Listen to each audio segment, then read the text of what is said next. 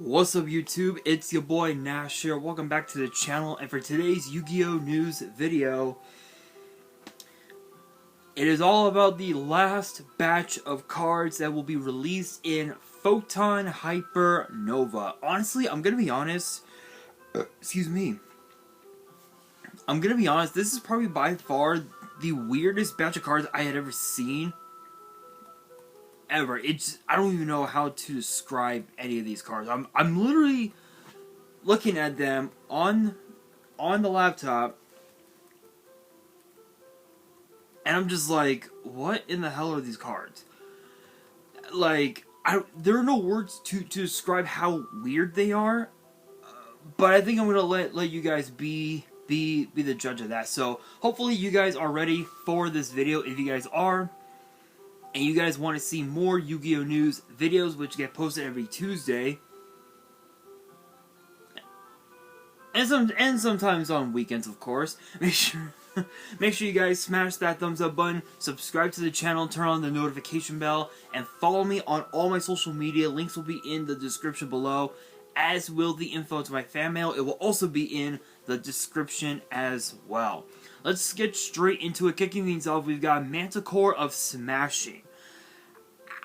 I don't even know if that's PG. I'm just gonna be real, I don't even know if that's PG, but it is what it is. It is a 6-star. It is a 6-star Fire Beast Warrior with 2300 attack and 1000 defense, and both of its effects are once per turn. The first effect reads, during your main phase, you can add one Fissure or Smashing Ground from your deck to your hand. Who even plays those cards anymore? Here's the second effect. If this card is in your grave, you can banish one Fissure or Smashing Ground from your grave, from your hand or grave. Special summon this card. Like, who even runs Fissure or Smashing Ground anymore? You got so many better cards than. Excuse me. You've got so many better cards than. You know, cards that are better than Fissure or Smashing Ground. You got Raigeki, you got Dark Hole, there are so many outs to a board. There's no point. Like, I don't even know why. I don't know who at Konami, who in their right mind from Konami would decide to make a card like this. Like, this card is perfect for, you know, for playing Go format. Like, that's one thing, you know, that's one thing. But in today's meta, nah, it's just not that good. It literally sucks. It's pretty bad. Pretty bad. This one, on the other hand, honestly is okay. But I think Manju might be even better. It is known as Choju of the Trillion Hands, which is a 6-star light fairy with 1400 attack and 1000 defense, and the effect is a once per turn, which reads, if this card is summoned, you can add a ritual monster and a ritual spell from your deck to your hand. So I guess it's a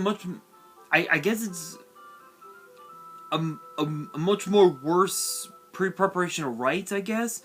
Because with pre-prep, you can add, I believe you can add a ritual monster and the spell to your hand, if I'm right. Go on Nexus on the laptop.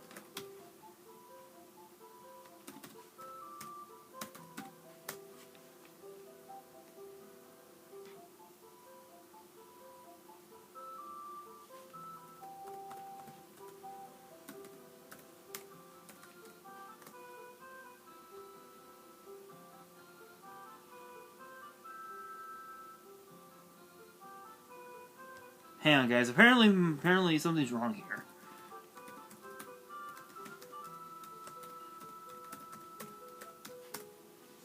There we go. Finally. Let's go deck. I'll choose a random one. Battling Boxer.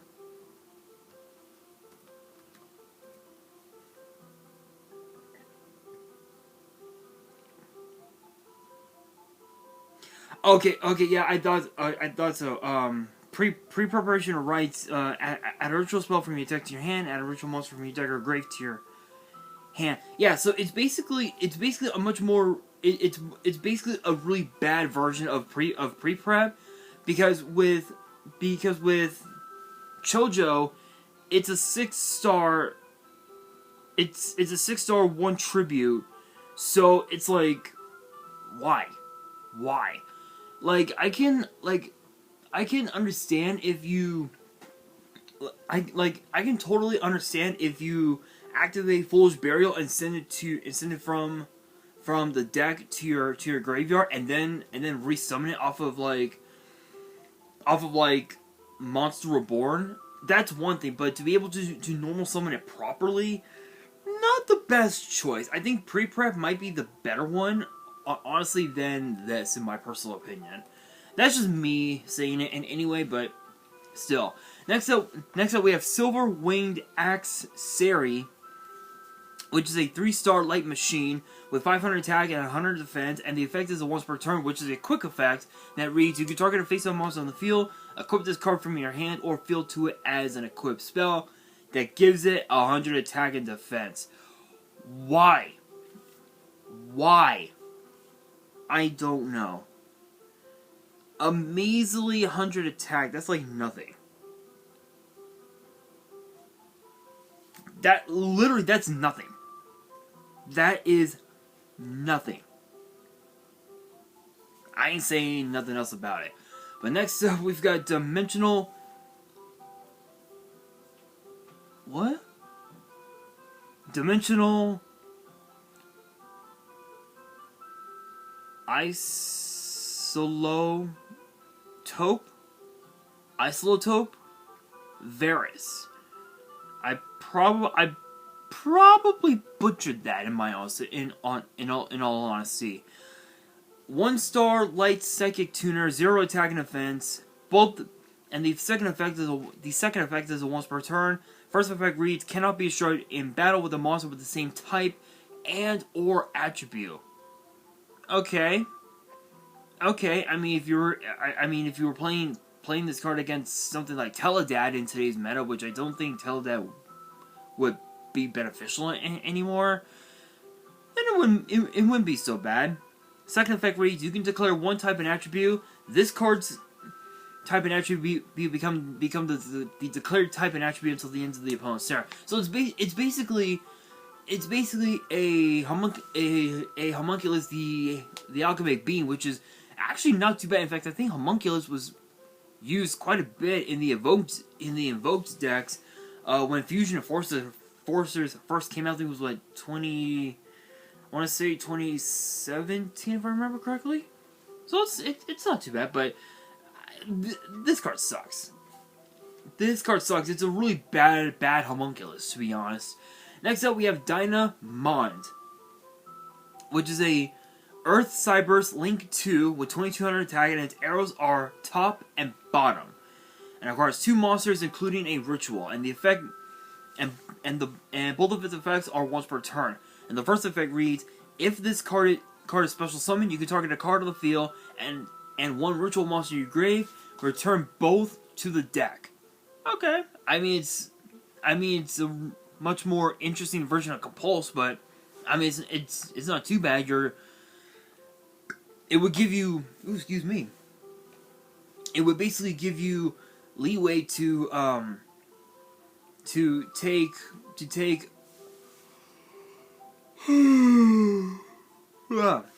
take a ritual from your a ritual monster from the grave, shuffle it back into the deck, and potentially draw it out next turn, which isn't too bad.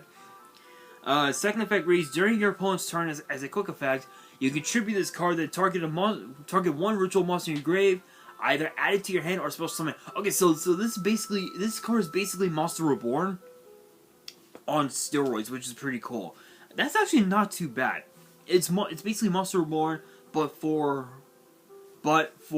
rituals, which is pretty cool. Not much else to say about that. Next up, we have Weight Measuring.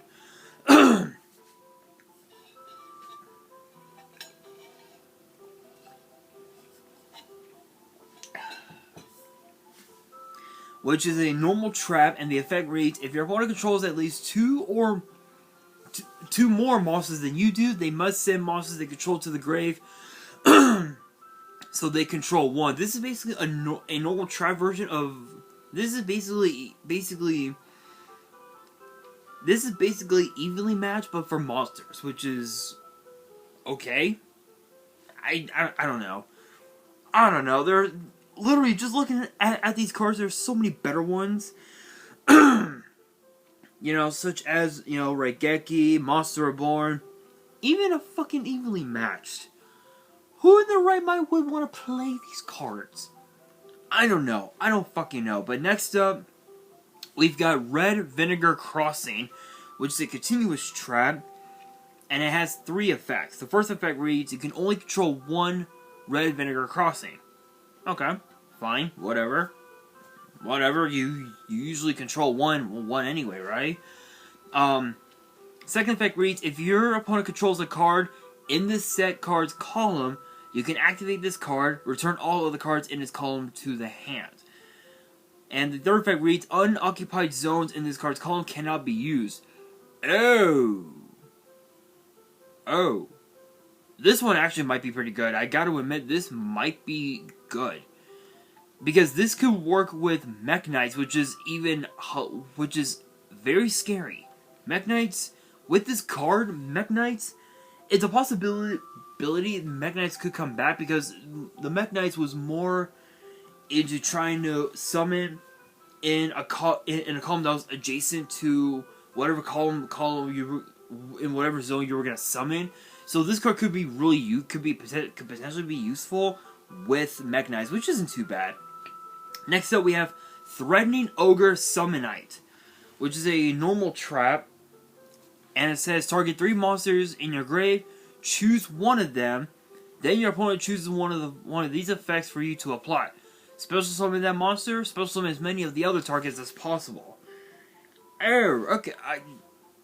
Okay. I guess you could say it's a much more interesting version of Monster Reborn, I guess you could say. Not much else to say about it except that these cards suck.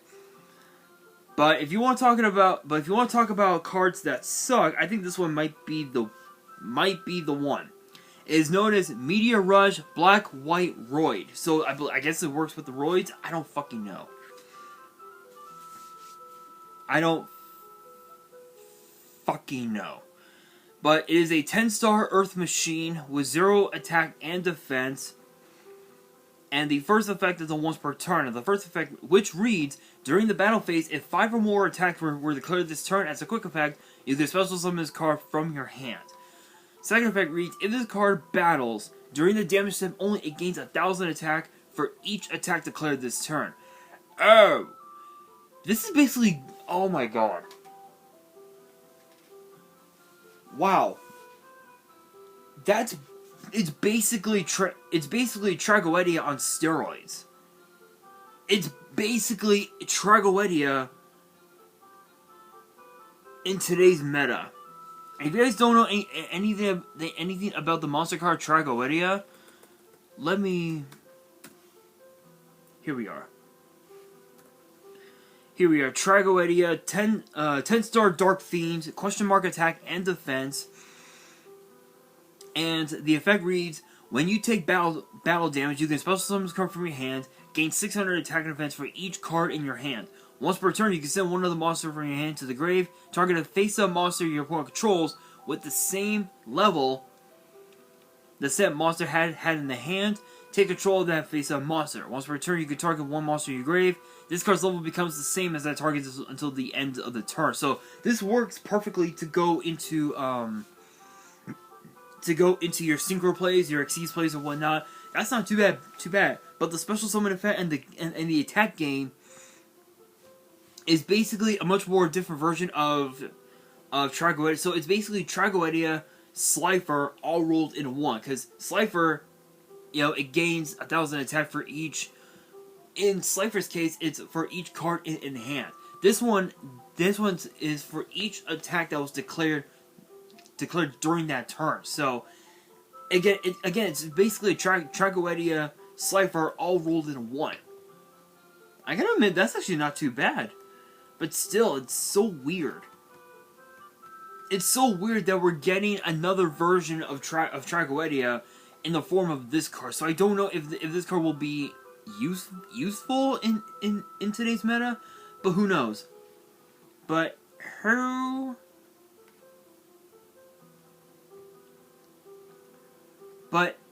knows?